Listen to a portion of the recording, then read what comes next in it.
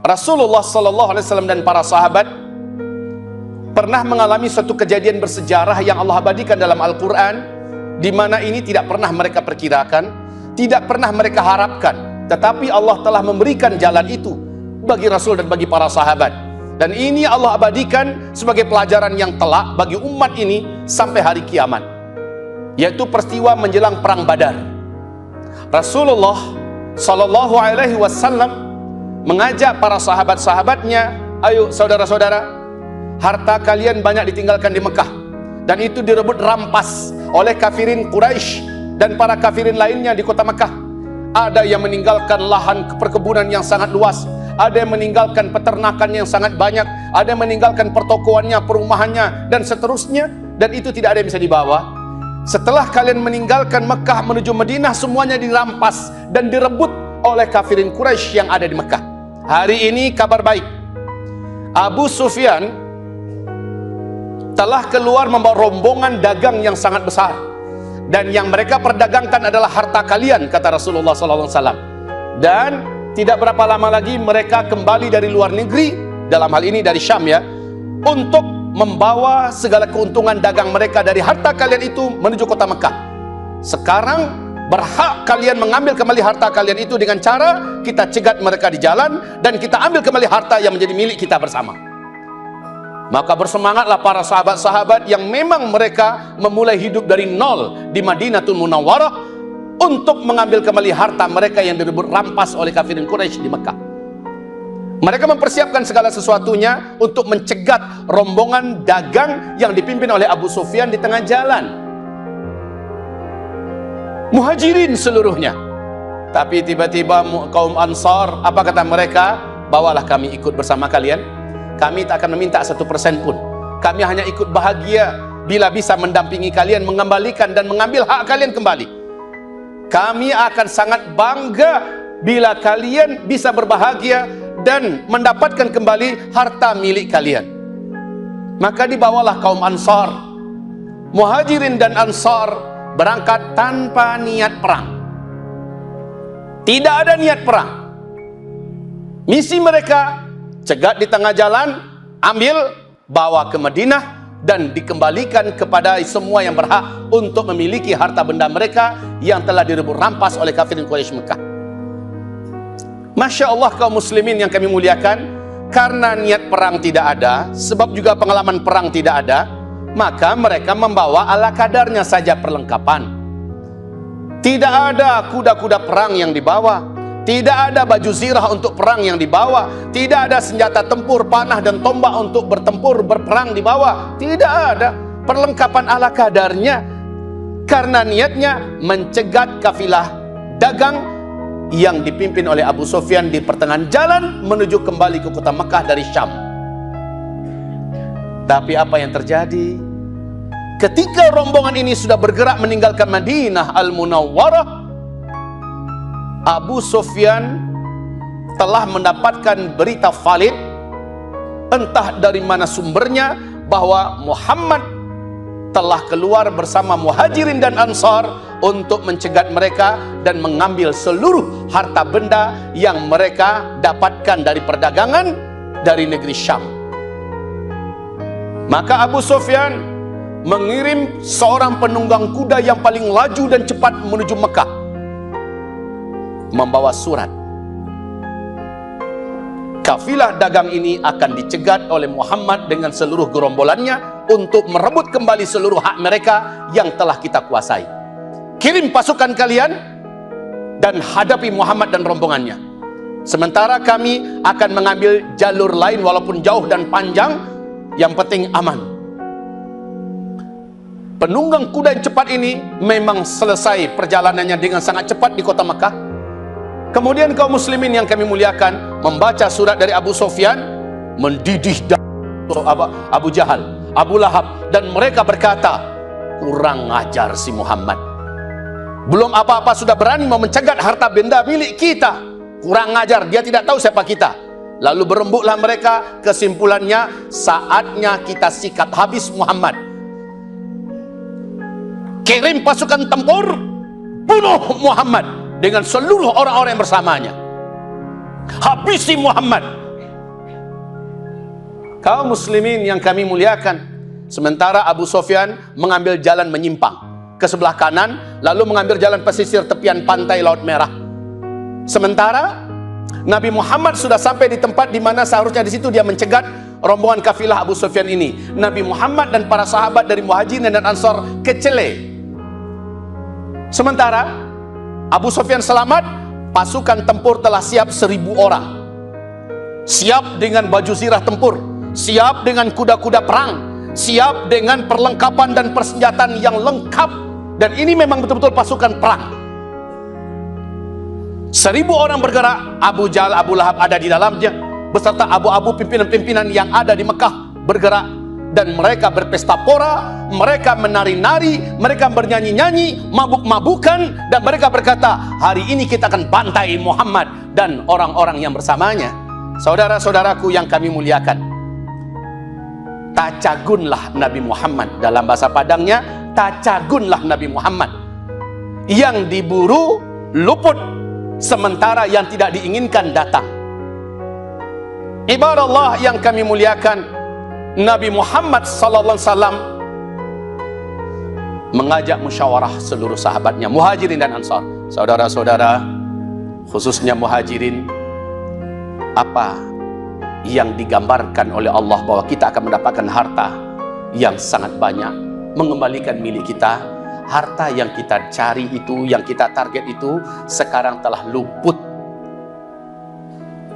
Sementara mereka sudah kirimkan, dah dekat dengan kita, 1000 orang pasukan tempur terlatih untuk memberangus kita. Hai saudara-saudara Muhajirin, kita tidak ada persiapan untuk perang. Bila kalian mau, ayo, masih ada kesempatan kita kembali ke Madinah. Mari saudaraku. Apa kata Muhajirin? Ya Rasulullah, kita sudah keluar dengan satu tujuan, mengembalikan hak kita. Ya Rasulullah, kita tak akan kembali sampai hak kita itu dapat kita ambil. Bila ternyata caranya bukan dengan cara aman, yaitu mencegat kafilah dagang Abu Sufyan, tetapi caranya adalah dengan harus berhadapan dengan pasukan tempur, di mana harta kekayaan yang mereka bawa mungkin saja lebih banyak daripada harta yang dibawa oleh Abu Sufyan.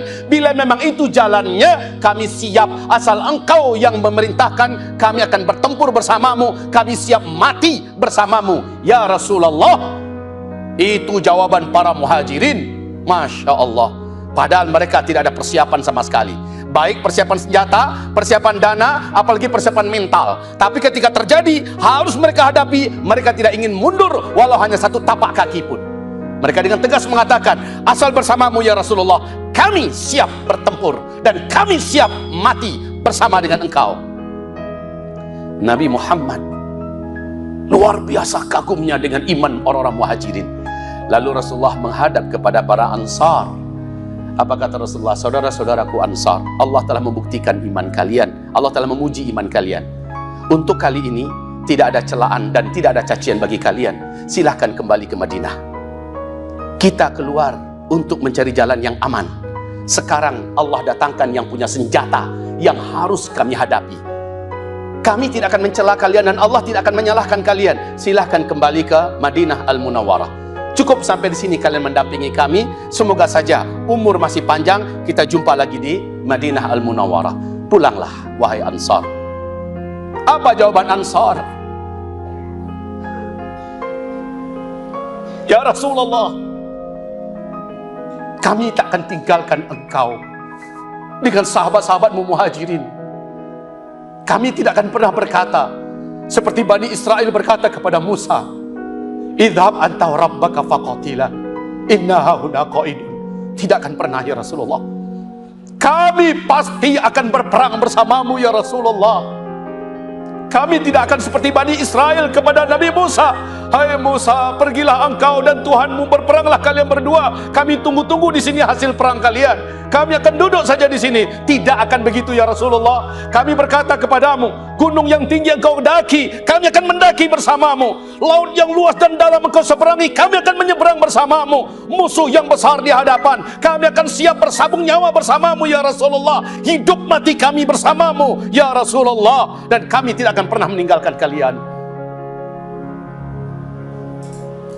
Saudara-saudaraku yang kami muliakan, singkat cerita, 310 orang melawan 1000 pasukan tempur terlatih. Iman yang 310 itu iman yang diakui oleh penguasa langit dan bumi. Iman yang penuh, dada yang penuh dengan keyakinan bahwa nasrun minallah wa fathun qarib, pertolongan dari Allah dan kemenangan yang sangat dekat. Mereka sangat yakin Rasulullah di depan mereka, bersama-sama dengan mereka. Singkatnya, ibarat Allah yang kami muliakan, bertemulah dua pasukan. Sekali lagi saya katakan, satu pasukan tempur terlatih, dipersiapkan dengan segala kelengkapan yang sangat lengkap, sementara kelompok yang lain bukan pasukan perang, tidak terlatih perang dan tidak punya apa-apa untuk perang. Di situ Allah buktikan bahwa Allah bersama dengan orang-orang beriman. Wa kana haqqan alaina nasrul mu'minin, pasti kami akan menolong hamba-hamba kami yang beriman. Wa kana haqqan alaina nasrul mu'minin, pasti kami akan menolong hamba-hamba kami yang beriman. Saudara-saudaraku, hamba-hamba Allah yang kami muliakan, terjadilah pertempuran yang tidak seimbang. Lalu Allah turunkan dari langit pasukan-pasukan langit, pasukan tempur yang tidak bisa dibunuh, pasukan tempur yang tidak ada rasa takut, pasukan tempur yang tidak bisa terkalahkan, pasukan tempur yang tidak akan pernah bisa mati dan luka. Mereka adalah para malaikat yang diberi tanda khusus oleh Allah. Malaikah murdifin musawwamin, turun ribuan jumlahnya. Ibarat Allah yang kami muliakan, mati jumlah yang besar dari pasukan kafirin Quraisy. Tertawan juga sebagian besar mereka dibawa ke Madinah. Harta yang didapatkan dari rampasan perang jauh lebih banyak dari yang didapatkan seharusnya dari Abu Sufyan. Dan mereka pulang dengan gagah, mereka pulang dengan dada membusung, mereka pulang dengan takbir Allahu Akbar, la ilaha illallah. Jazirah Arab gempar.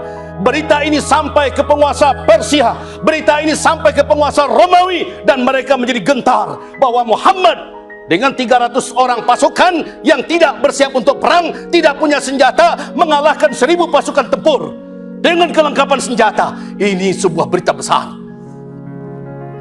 Maka Allah Subhanahu wa taala berfirman dalam surat Al-Anfal ayat yang ke-7, ingatlah ketika Allah menjanjikan kamu bahwa kamu akan mendapatkan salah satu di antara dua rombongan,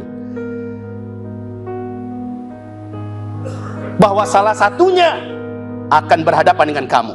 Rombongan pertama Abu Sufyan tanpa senjata dan tanpa pasukan untuk mendapatkan harta. Rombongan kedua, rombongan pasukan yang dipilih Abu Jahal, Abu Lahab, ribuan jumlah orangnya bersenjata, siap berperang dan membunuh. Kamu akan menghadapi salah satu rombongan ini. Wa tawadduna anna ghaira dzati syaukati takunu lakum, kamu ingin yang tidak bersenjata yang akan kamu hadapi, yaitu pasukan Abu Sufyan. Itu yang kamu inginkan. Wa yuridullahu ayyuhiqqal haqqa bikalimatihi, sementara Allah ingin memperlihatkan kebenaran ada di pihak kamu dan Allah pasti akan menolong kamu. Maka Allah pertemukan dengan yang bersenjata. Allahu Akbar. Tanpa persiapan, tanpa pelatihan, jumlah minim, Allah pertemukan kamu dengan pasukan yang jumlahnya besar. Memang ahli tempur kombatan, senjata mereka lengkap, amunisi mereka lengkap, tapi Allah ingin tunjukkan bahwa kamu bersama dengan Allah dan Allah pasti akan menangkan kamu. Selanjutnya, wa yuhiqqal haqqa bikalimatihi wa yaqta'a dabiral kafirin. Allah ingin membuat orang-orang kafir putus asa. Tanpa perlengkapan saja mereka sudah babak belurkan kami. Tanpa jumlah yang cukup saja mereka sudah hancurkan kami. Mereka sudah permalukan kami. Bagaimana kalau mereka dengan persiapan? Ibarat Allah, sepanjang sejarah dalam Islam, setiap kali dakwatul haq ini mengangkat senjata, setiap kali dalam sejarah dakwatul haq ini mengangkat senjata, Allah pasti akan menangkan pihak yang hak ini. Seberapa banyak pun lawan, seberapa hebat pun lawan. Uni Soviet hancur berkeping-keping, berhadapan dengan pasukan Emirat Islamiyah Taliban di Afghanistan, si beruang merah dari penguasa bumi sebelah timur, hancur lebur. Lalu Amerika Serikat dengan PBB-nya bersekutu dengan NATO-nya dan aliansi negara-negara yang sama-sama kafir bersamanya untuk membabak beluri Emirat Islamiyah Taliban di Afghanistan. Lagi-lagi Allah permalukan mereka dan mereka kembali dalam keadaan hina. Inggris mundur, Perancis mundur, Jerman mundur, negara-negara yang bersama dengan NATO seluruhnya menyerah. Terakhir Amerika 2018 menyerah, tidak mampu melawan kekuatan orang-orang yang beriman ketika mereka harus berhadapan dengan senjata. Maka ibarat Allah yang kami muliakan, pelajaran yang saya akan berikan dari kisah tentang perang Badar ini. Satu, cita-cita yang kita inginkan wajib mulia, bersandar pada pertolongan Allah. Caranya boleh kita susun, tetapi Allah lah yang akan menentukan kepada kita jalan mana yang terbaik untuk kita tempuh. Kita merencanakan jalan A untuk tujuan yang mulia, Allah pasti akan sampaikan kepada kita tujuan yang mulia tersebut. Ternyata Allah berikan kepada kita jalan B. Bila terjadi perubahan cara dan jalan, jangan pernah tujuan mulia kita surutkan niatnya. Jangan pernah. Allah Maha tahu lewat jalan yang mana yang hasilnya lebih maksimal. Allah Maha tahu, yang penting jangan mundur dan surut. Kita niatnya apa, saudaraku yang kami muliakan? Kita niatnya apa? Mau apa? Umpama kita ingin syariat Islam dipakai di Indonesia sebagai undang-undang dasar untuk Republik Indonesia. Kita ingin itu. Jalan kita ternyata adalah jalan konstitusional. Kita melalui acara jalur parlementer. Kita masuk dengan partai bla bla bla bla bla bla bla bla bla. Tujuannya biar kita bisa mengusung syariat Islam satu persatu, ingin cari aman. Ternyata Allah menginginkan jalan yang lain. Allah Subhanahu wa taala membukakan jalan yang lain dan kita dilihat oleh Allah. Masihkah niat itu kita teruskan walaupun jalannya jadi beda? Bisa jadi ibarat Allah PKI, komunis, Syiah dan lain-lainnya mencari gara-gara, membuat umat Islam ini dobrak-abrik dan darah tumpah di mana-mana umpamanya. Dan mau tidak mau kita tidak punya pilihan kecuali harus menjaga nyawa, menjaga agama, menjaga bangsa, menjaga tanah air ini dengan darah pula. Maka kita tempuh itu dengan seruan takbir dari para alim ulama kita. Bersepakat kita mengumandangkan jihad. Ternyata dengan cara itu Allah jadikan bumi Indonesia kembali Allah wariskan untuk kita, dan kita bisa menjalankan syariah Allah secara penuh dan utuh. Bisa jadi jalannya seperti itu. Kita tidak tahu. Yang penting jangan berburuk sangka kepada Allah. Ya Allah, kurang kami apa? Ya Allah, kami sudah bertujuan baik, kami sudah berdoa, kami sudah berjuang dengan cara-cara yang aman. Ternyata Engkau berikan kami jalan yang berbahaya, jalan yang berisiko. Jangan begitu, Pak. Ayo kita belajar dari Nabi Muhammad SAW. Tujuannya merebut, rampas kembali harta mereka yang dirampok oleh kafirin Quraisy Mekah. Ternyata bukan dengan jalur yang aman. Allah berikan jalur yang berisiko, dan Allah tunjukkan Allah bersama orang-orang beriman. Asal mereka yakin, asal mereka tidak mundur, asal mereka tidak futur, asal mereka tidak mengendur, asal mereka tidak mengibarkan bendera putih. Maju, Allah bersamamu. Maju, Allah akan tolong kamu. Maju, Allah akan menangkan kamu. Begitu kaum muslimin. Yang penting siap siaga. Dengar nanti bagaimana para alim ulama kita dari Sabang sampai Merauke memberikan komando. Kalau memang itu jalurnya dan jalannya, jangan mundur, maju. Insya Allah kita akan lihat umat ini selalu Allah menangkan sepanjang sejarah bila sudah harus berhadapan dengan masalah itu.